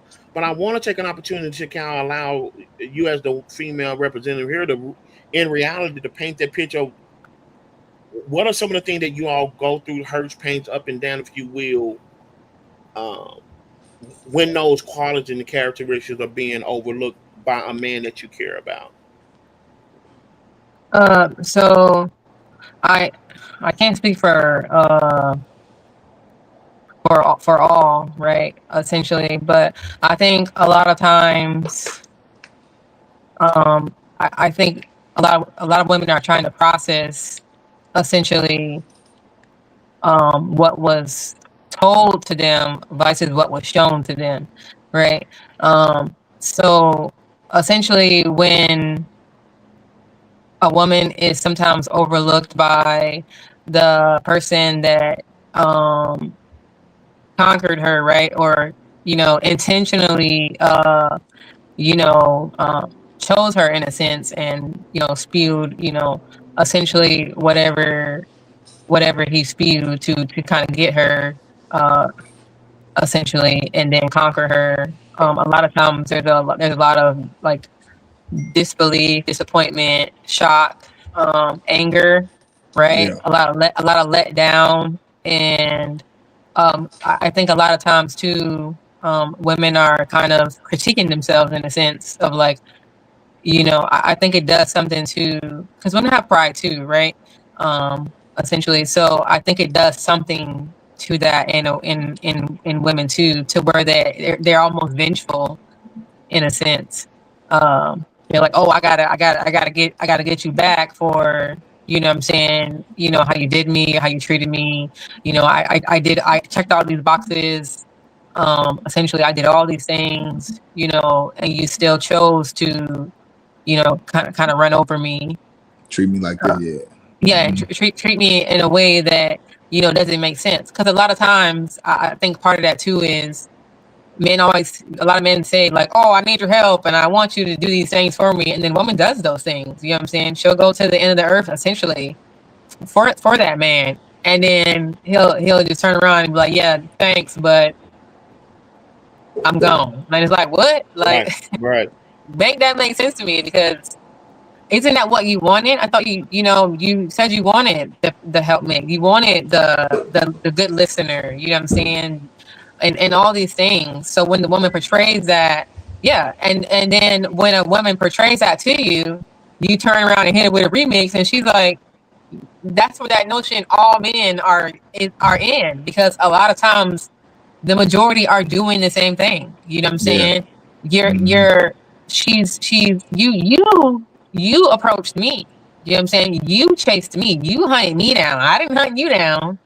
You get what I'm saying? And you portrayed, right, that mask that somebody said, you can put this mask on in a sense. Yeah. You know what I'm saying? And you did all these things, and you said all these things, you know, and a lot of times I think we misconstrue their words and actions, because men, they don't really, you guys don't necessarily use words, you use your actions, right? Yeah. Yet you say, I don't like peanut butter, right? You said it, but then tomorrow you're eating peanut butter. Peanut butter. So essentially, your actions Jesus Christ. are where It's that shellfish we allergy, man. need to look more at versus what you say. Because if your words and your actions don't align, then your words are meaningless. You know, and a lot of men are, word is bond, you know, and a lot of times. So I think the misuse of that woman a lot of times turns her kind of cold in a sense, and that's where the mentality of, oh, date them all, and if you do this for a man, he's gonna run over you, because that's what happens. A woman can do it all for you. You know what I'm saying? Essentially, and then you kind of like take her to the ringer. You know, but if she doesn't do anything, you're like all praises to this person. So now women are confused. They're like, what? I don't know what you want me to do anymore, because and let's take it over here. You're telling me to do all these things, and then I do them, and then I'm getting drugged through the ringer. But over here, I'm not doing anything, and you're going, yeah, exactly. You're going at it like, oh man, you're not doing anything. That's great. But then you out there complaining about how you can't talk to me. Let's take it back to those traits too. You know, being stoic, not showing emotions, and all this and all that. And let's be honest, guys, when it comes to that, when you did do that pillow talk, when you did lay down and express yourself and this, that, and the other, remember and at this point we're talking about how we treat one another. Mm-hmm. So guess what? We were taught to be bam, stoic, never show emotions, never this. That's the only way that woman is gonna be able to hurt us. Because guess what? If she comes any other way, brush that off, whatever. But when she tells something that you ain't even told your best fucking friend, or something to that mentality, that's where it stings deep. And not saying it's no rules to it. When people are hurt, it's no rules. If you think about it like that, it's no rules. So that if that's what that woman feels she has to use, guess what? She's gonna use it. And as men, sometimes we think hurt people. That's that. There it is. And that is not said as a pass. I want to make sure. Not at all. Right. No. But that is a reality, right?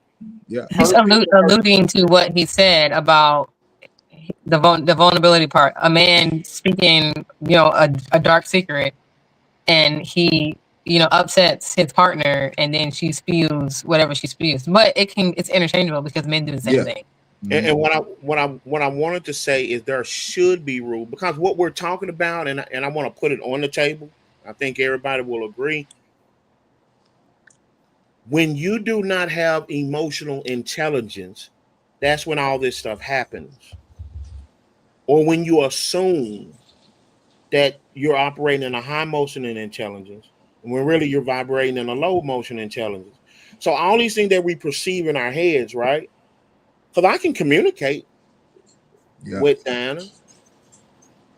The art of communicating, but if I'm communicating ineffectively, or quite frankly, what Diana's talking about, if she's communicating on a high emotional intelligence, right? Which means she's self-aware of herself, she's taking into consideration how I feel, and she's now ready to take those emotions and find the words to convey them with me. That's what emotional intelligence means, be able to do that healthily. But if I'm operating in a low emotional intelligence, it's literally like speaking a different language. Mm-hmm. Yeah, it is. That's exactly what it is. You're definitely speaking two different languages. Communication styles. A lot of time, that's why I say sometimes we're too good of a good person. Mm-hmm. Yeah. I see when I arrive, it's kind of go all the way back in the club or where we meet. I automatically assume, and you said something in the debriefing, Dan, that if she look at me, oh, that means she don't. That just means she Right. Yeah. look my way. Like Mhm. Yeah. we got to get out this narrative in our head, and then we base right, wrong, good, bad based off the concept that we're locked in our heads. How unfair is that? How Mm-hmm. unfair is that for me to already have a judgment of you based on what I want you to do in my head, right? And I think a lot of times we don't realize we are wrong with what's in our head because guess what? We operate on low emotional intelligence. Because the reality is, just because a woman look back at me, don't mean she finna sleep with me. That's low emotional intelligence. But Mm-hmm. we don't walk around talking about this stuff, right? Because this is what society and social media, don't talk about that unless it's a trending topic and then everybody want to be the new deep, but I digress, right? Instead Yeah. of making this a healthy, normal part of our conversation, and more importantly, watch this. Before I even worried about Diana, what is James doing?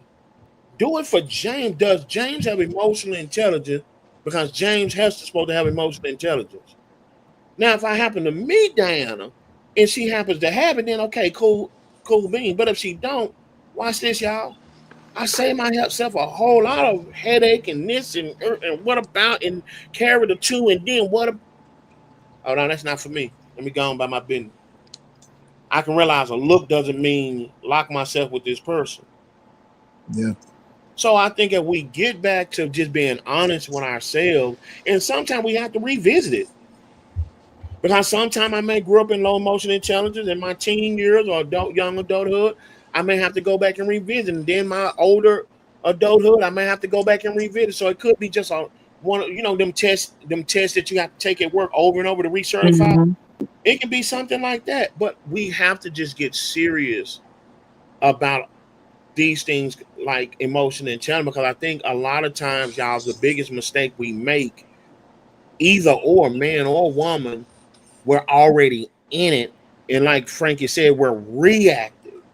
And sometimes reacting, oh, I dodged that one. But Hmm. reacting don't happen all the time. No, quit throwing the damn ball. Mm-hmm. Be proactive. Hey, bro, that almost hit me. Let's solve this for we don't even have to be in that Yeah. situation Yeah. anymore. And I think a lot of times to what Diana is saying, and I'm glad she spoke on that, we don't even see the damage and hurt and pain that's been done on the other side. You know why? Because we're pouring out our shit on them. And I think that's something we need to pause as men and really think about, like, especially the one who's helping us. Like, do you know how hard it is to find someone say, okay, I'm gonna stand with you in your shit and help you get through that? Like, time out. Now we ain't talking about the assholes, the users and abusers and whatnot. Throw them away and run from them. But I'm talking about those with us that God has blessed us with the grace to find somebody to say, okay, I'm gonna help you. I'm not gonna do it for you. I'm gonna. They done done all the right things, bro. We got to realize that does not give us the permission again to drown them or waterboard them incorrectly and just say, "Well, you said you were gonna help me," or get upset when they have a human emotion. Wait, damn, that's too much, right? Until you actually fix it, you keep choosing. And the same person in a different body. 100%. I agree. There you go. You And will that's always continue to choose the same person in a different body. right, and that's why we were saying last episode. Let's lose this diagnosis, and I don't care the biggest man player, woman player. Oh, it's about the ass. Oh, I knocked that. We've just subjected ourselves that that's the goal out of that. We're searching for someone, and we're continuing not realizing the real damn we're doing that. We're continuing to rob. I would use another word, but I want to be insensitive. But we're really robbing these different people of genuine parts of them. Yes, they play a role in it, but we're robbing them of different pieces because we're trying to feel what can be filled. Because guess what? We probably have screwed over the person who really supposed to be helping us, who really supposed to be helping us, or we probably refusing to do the work to fill Yeah. that void, right? So let's really think about that, especially I know, and and I can only speak for our men. A lot of times we reward ourselves with that, but let's just be real. We got to do some growth and maturity on that. Even though we talk wrong, liked it and whatnot, again, we don't give ourselves passes for that. When we know better, we got to do better. Yeah. That damage is real and unfortunate. I think Juanita put it in the group. Could you imagine how we're putting that out in the world? Now watch this. For the lose, Carlos Bax, I'm for the lose by 10 friends this time. Not Now when 10. it comes home and you got a son or a daughter,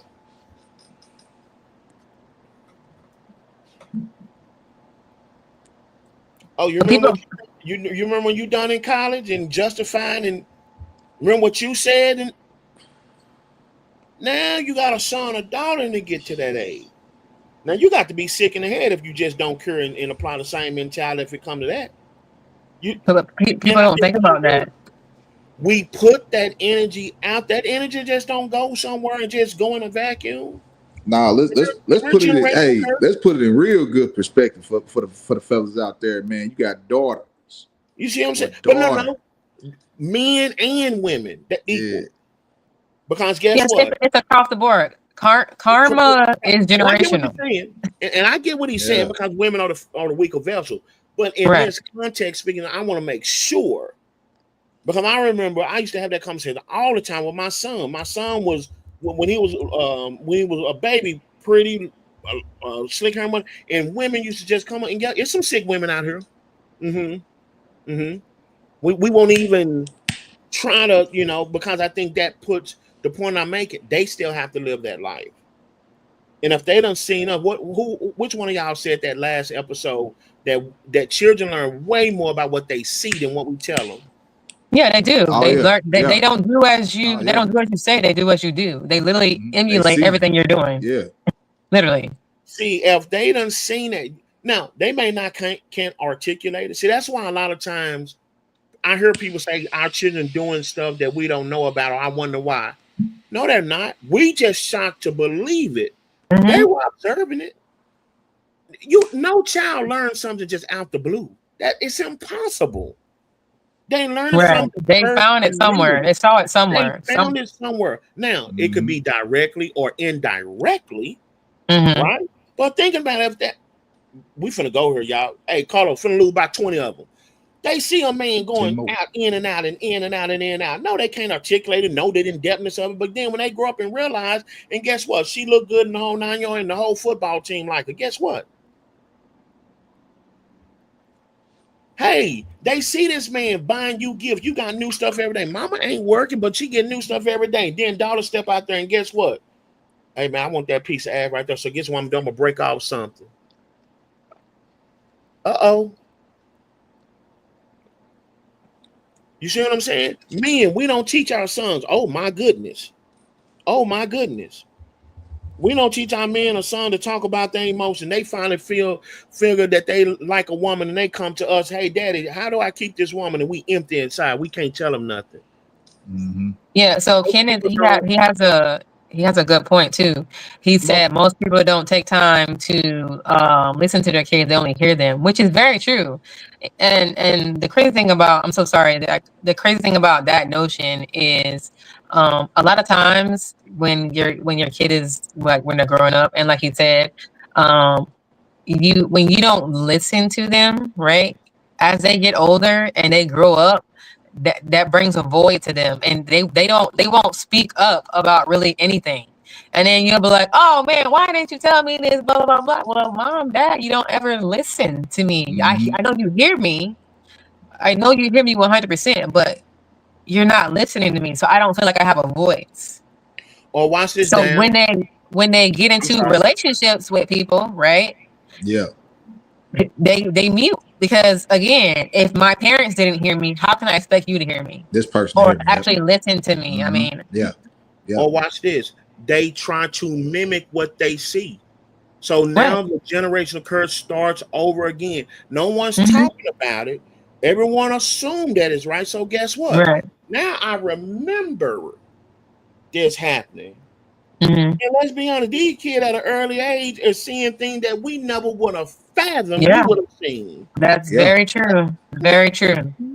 I remember there were times when I was little, and I'm only 46, and I don't consider myself old, but there were some things on regular TV you would not dare see. Like Hmm. I don't care if it's prime time TV, you wouldn't have seen that, right? Nowadays, Right. You can that's a see it, commercial. yeah. Hmm. Now that's Everything is now accessible. that's a now that's a commercial about something as innocent as eye water or something, right? And Yeah, Hmm. so the point that I'm getting to is that the accountability has to come from within. Folks get caught up Listening to listening respond, to not your to phone understand. and not 100%. exactly. And you know, a lot of time people do that out of fear, out of hurt, out of taught behavior. Hmm. I've even had seen people, even when people come to me when I was doing my life coaching, the issue in 5 minutes could be fixed, but because they don't want to hear about themselves, and I think Diana said that earlier. I don't want to hear that. I want Right. the response that I came in here for. Hmm. So I want to hear that my mate is wrong. She needs to do this, and then you tell her that. Hmm. And I'm go. No, it was something within you, and guess what? Oh no, that ain't starting your relationship. That started back in your childhood. Hmm. Like Diana said, you're gonna play the long game. You're gonna take that time, yeah, right? No, women, no, you were taught how to catch men wrong. So no, you got the man you Right. want. You were Right. just taught wrong on how to catch and keep a man. But no, yeah, and oh yeah, your mother, yeah, I know you love her. Hmm. I know, you of hmm course you love your aunt, but they taught you wrong. Oh, you don't believe me? Exhibit A, look at that relationship with you. Do, do we really want to go there? Or do we yeah, want to just hear what we want to hear? And so not often time when it comes to the man and woman experience has Hmm. nothing to do with the hurt, the pain, the pride, all that. Some people want to be the victim because I get more out of being this victim. Right. hmm What was me? Yeah. yeah. Some And people know exactly the right thing to do. Let's keep it 100. But when I'm getting my things and I get to feel the way I feel, Hmm. I'm really good. Right. and It's only when I get caught or when it gets out of hand, now I become Hmm. reactive. And really, that's an yeah, emotional binge. And we just yeah. honest about ourselves. Husbands. Yeah, what I'm gonna do right quick, I'm gonna go through some of these comments because we do have people Like coming. I husbands and wives never slept in the same bed. appreciate it, Kenneth, Heck yeah. and jumping in. Some old Like leave it to otherwise, Beaver and yeah, that. we Andy Grill, all them old shows where you But had it two goes separate back again. beds. When you don't use that, when you don't use the art of sex or you don't know the power of sex again, it doesn't become nothing, even when it's supposed to mean something, right? Hmm. Um, and I think a lot of time we get caught up in that, Diana, because we think because we understand the act, we Hmm. understand the meaning. Right. And I think that's the problem to kind of go back to your point. If she looked me in the eye and all of a sudden we have sex the first night, oh, Right. we keep doing it, we understand the meaning. You ain't never Hmm. discussed the meaning. You Right. just enjoy the act. The guy Hmm. that's out there searching for that woman, sleeping with all these women, he's just engaged in the act. Even women that do it, they're just engaged in Right. the act, don't understand the meaning. No. Um, because she saw what, and I He think did this for one mom, right yeah. here, but Juanita was alluding to because she saw what he did for mom. She was alluding to when we were talking about those bad behaviors when we reward them on the front end. Um, we justify it when it comes to us. But then when that child actually sees it and grows up and they become a spin mirror, I was watching that a Whitney Houston episode, documentary on Netflix, and took some of their point. They were talking about that her and her daughter Christina. This young baby had saw so much stuff that was normalized. Like it was just, hey Diana, I see you right now. Hmm. That by the time it got to the point where her just growing up, her trying to live this life was just like I hate to say it, it was over before she had even had a first chance, Yeah. right? Hmm. And it all swung from who's going to get the help, Yeah, right? And you cannot get the help because of your mate. That's a good reason. That's a noble cause, but Right. that's You have to get the help because you want to get the help. you got to get help because you want to get the help. And I think we covered this one where Kenneth said, "Man, make sure y'all check out my man Kenneth Boston's fire session, yeah. podcast, our session on tonight, and so I see he's joined. So I appreciate you, Boston, for real. wrapping Hey, up yours. big We ups, definitely big believe in ups. supporting black-owned business, but I think we got this one here where he said folks get caught up listening Yeah. to Yeah, I what's was just going on about to point and that not out too. Yeah. understand. And We they talked about that. must most kids don't take the time to really listen. Okay, we Mhm. talked about that one. Um, let me see. You have to be careful trying to help others fix themselves and break your. Oh my goodness, that's the Which one I is want. so true too. And, and we make this so hard, and that's why I wanted Diana to speak on it, because I think in the same time where it's hard for men to open up, and I'm not watering that down, but there is a reality of burden that comes from standing in the gap for somebody, Mm-hmm. right? If we got kids, we understand that. I love James to death, but every time he comes from San Angelo State University, I get a text, "Hey pops," I know what that equates to. I need money. Hey, when I see "Hey pops," how much? But to my point of this topic right here, understand not just the benefit. Yes, it's a great thing to have someone standing in your gap and trying to fix you, but it should not be at the expense of them. It Or should their not mental health. cost them themselves, Yeah. right? And I think a lot of time, and again, don't get me wrong, it's hard to open up as men. And we finally come out that thing and we understand the beauty of it, and we realize, damn, I got a woman that's really down for me, but she shouldn't have to lose herself in the process, fellas. Because if we working on our own and she lose herself, then who we gonna love in the end? Mm-hmm. That's fair. Yeah. Now she done lost herself, and let's just be honest. If she helped us find ourselves, we're not in a position to help her. That's just fair, Right. right? Mm-hmm. And now we're wondering why we don't have the same woman to love that was in the beginning. Well, we gotta own that, right? And that's Yeah. why I say yes, it's good. Uh, we got a sign. You're welcome. You're for the women so open. Oh, okay. Shout out. Yeah, she's good. Thank you. Appreciate You're you. welcome. That's my homegirl, Sean's great childhood friend, man. I love her to death. Thank you, Sean, for tuning in. But a lot of time we have to be very honest and transparent. And that's why we try to do this. So take the gender bias out of it. So I'm not talking about the versus conversation. But Right. Yeah. again, if that woman has showed up and showed out, and it can be interchangeable, but don't leave a woman so empty that by the time you're full, she's empty. She has to Yeah. operate in her emptiness, right? Because she's Yeah. still growing. Wow. She's still learning you. She's still going to make her Mm-hmm. mistakes. So you can't afford for her to be empty, right? But that's Yep. why I only say sometimes it's okay to just go get professional help. It's okay. We got to normalize that in our community. It's okay. Even if Diana can do it, maybe I'm just gonna go over here. Maybe you got your own thing going. Who Thing knows? going. Yeah. Sometimes it's just good. Most deaf. Hey, Yep. baby girl, give me a ride. Or hey, in these couple hours, I'm be blocked off on the Zoom call on the laptop. Like sometimes it's just okay in getting the help for self. It ain't even for your significant other. They will benefit of it, and I think Right. that's why your significant other will see and support. Oh, damn. Okay, I can get behind that. They helping Yeah. themselves. Okay, well, let me kind of maneuver and be the support more comfortably in their own skin Yeah. than trying to overcompensate for something that you probably don't even know what you getting ready to deal with. Yeah. Let's just call a spade a spade.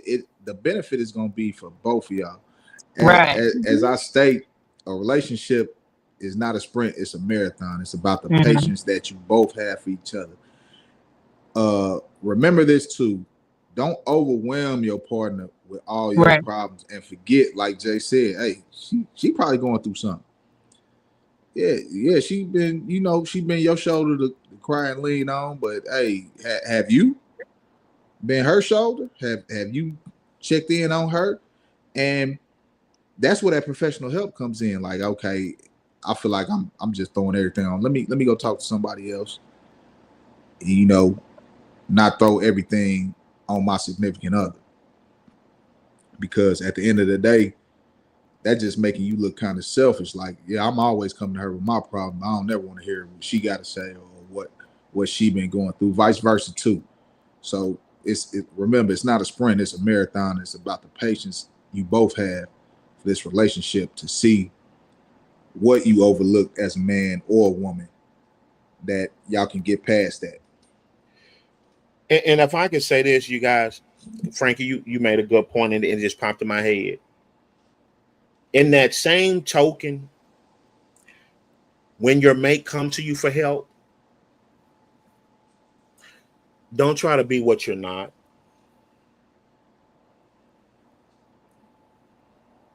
If you ain't had any clinical study, if don't try to be what you're not. Right. It is better to redirect, because what made me think about that, it detests me what people call flags these days. Oh my God. Like it's just, y'all know how I feel about misusing words. Oh, that's a flag. Oh, he got so many flags. Sometimes people can just be imperfect. No, I agree. Yeah. Like, there are flags. Do not get me wrong, but when your mate is coming to you, now you got to suspend what the outside world has taught you and what you heard, and now you got to start understanding each other. So even if there are flags there, make sure there is some validation other than just your own purview.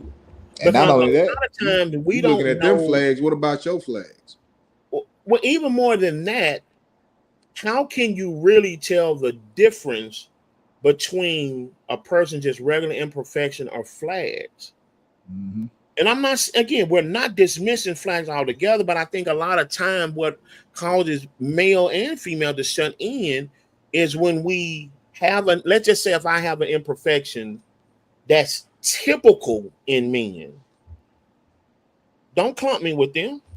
This is my struggle, right?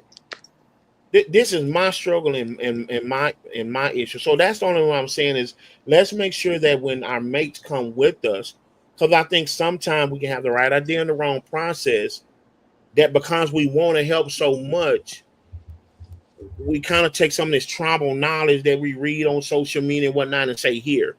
And what we end up doing is doing more of a disservice to our mate than doing a service to itself.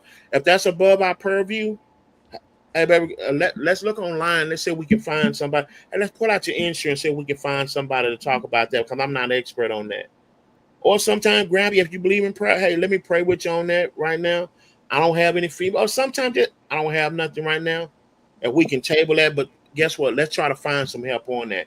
It is nothing wrong with any of those things above. In other words, we don't always have to have an answer for everything our mate brings to it. That's not the only way we can support our mate. Sometimes we can support our mate by simply pointing them in the direction to get the help that they actually need. That's the point that I'm making.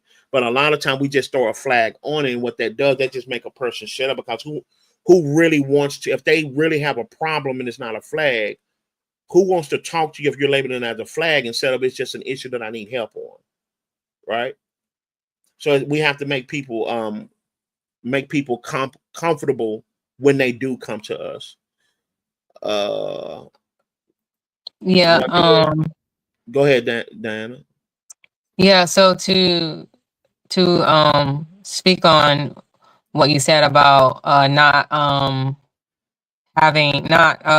always having an answer. I think a lot of times when your mate does come to you, like, not all men, but you guys want to fix. You get what I'm saying? It's like, sir, that's great. Yeah. But I really just wanted you to listen to me. I really just wanted you to listen. Get on my toes, man. Stepped all hey, we've been doing good all night. Now you finna get the uncut version. No, I'm just kidding. No, you're so true. Like I really just want you to listen. Like I understand there's these options that are available. You get what I'm saying? But like a lot of times on either side, women, we do it too sometimes. We want to fix, like, oh yeah, we gotta go. Like, no, sometimes your partner just wants you to just listen. So what I do a lot of times when I'm like talking to like a friend or something, I'm like, all right, before you tell me whatever it is you want to tell me, I have one question. Do you need me to just listen, or do you want me to listen and then also give you my opinion on the matter? Active Just listening. let me know here now, because I know that there were times where I would be talking to one of my friends and they would be, going off the deep end about whatever, and I would just be like giving them like, all these notions. You know what I'm saying? And one day one of my friends was like, today I really just wanted you to listen. And I'm like, oh my God. You get what I'm saying? So I always ask ahead of time, like, hey, I just want to make sure, what way we're trying to go here. Because I don't want to interject. I don't want to give you an opinion if it's not warranted. If that's not what you're needing from me, I want to be able to 100% have my ears open and just be that vent. You know what I'm saying? That airway for you, essentially.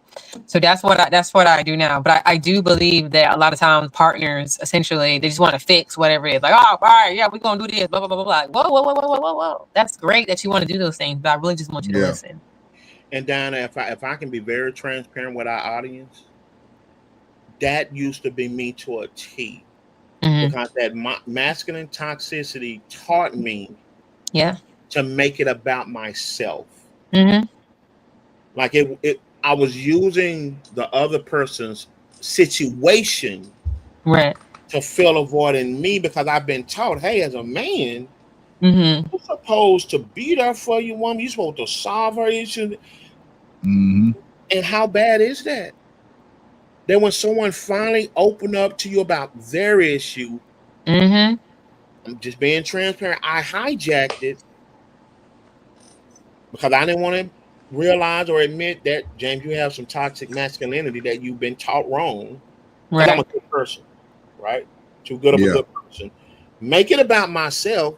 And you have the gall to say, here, this is what you need. Oh my goodness. Oh my goodness. Yep. Wow. So I think having these conversations, you guys, this has been a great conversation, and I think having these conversations between men and women. Thank you for all who chime in. Continue to chime in. Like, this will be posted YouTube, Instagram, and also on Facebook. Continue to pour in. We have to have these conversations and get perspectives of men and women together and not at each other. If we're already at each other, we're going to be more reactive. We're going to do a lot of emotionally binging. And so I thank Diana again, man, just like Sean said, thank you for taking the lead as a woman and spearheading these type of conversations to where you're confident within yourself and what you want to ask, what you want to share, but also in turn allowing us as men, even with our different perspectives, to be able to put it on the table without it being knocked off, and let that be the guiding factor of the conversation. So I can't thank you enough. Juanita said, and if I don't know what to say or have an answer, I will just allow the silence to be enough. Sometimes they just may need to hear themselves say it out loud. You're absolutely right. Silence is an answer, good or bad, but silence is an answer. And sometimes she's absolutely right. Sometimes people just need to hear it. So many times we have the voice in our head. And I know a lot of guys, we do this. We never get permission to say it. And so a lot of times, just allowing your mate to say it, they'll have an aha moment. Kind of like Diana said, ultimately, if they do want to go get help, that's going to be on them. Right. I remember when I went through divorce counseling, that lady sent me for 2 weeks emails, text messages. I wasn't ready to, I didn't want to hear what I need to do. I want to talk about what we need. But guess what? She was consistent with me. Guess what? When I chose to drive up there, guess what? She was ready for me. So don't try to force it. You can make the situation worse. As she said, just allow it to come through. But no, thank you guys, man. This has been another episode. This is season 2 of Unfiltered Kings podcast. You guys, please go on Facebook if you haven't done already. Follow us, like, share Unfiltered King podcast. Follow our page. Follow us on YouTube. Follow us on Instagram. Follow us on TikTok. You can find us everywhere, Unfiltered King podcast. And then download the Podbean app. That is where you'll hear the audio. That will help us tremendously. Download that. then search for Unfiltered King Podcast. Season 1 is already out there. We would love your commentary. And then also, if there's any topics, man, that you think that the show would do well with, Send if them you to us. would be a great visitor on the show, man, we welcome that. Come We have join. the technology to bring you on. So all around, man, what and why do men overlook most while in the presence of a woman? We had a great conversation, hearing it from a woman herself on some of the things we overlook. And man, hopefully at the end of the day, man, let's take accountability. Let's listen and not take it as an indictment. This has been another episode on Unfiltered King Podcast, where men and women talk to each other, not at each other. Thank you guys for joining us for our first live. I appreciate all of y'all who stayed up at the late hours. Shout out to my girl Dan. I know she's on the East Coast, so I appreciate you. But until next time, we'll talk to y'all later. You all take care. Peace.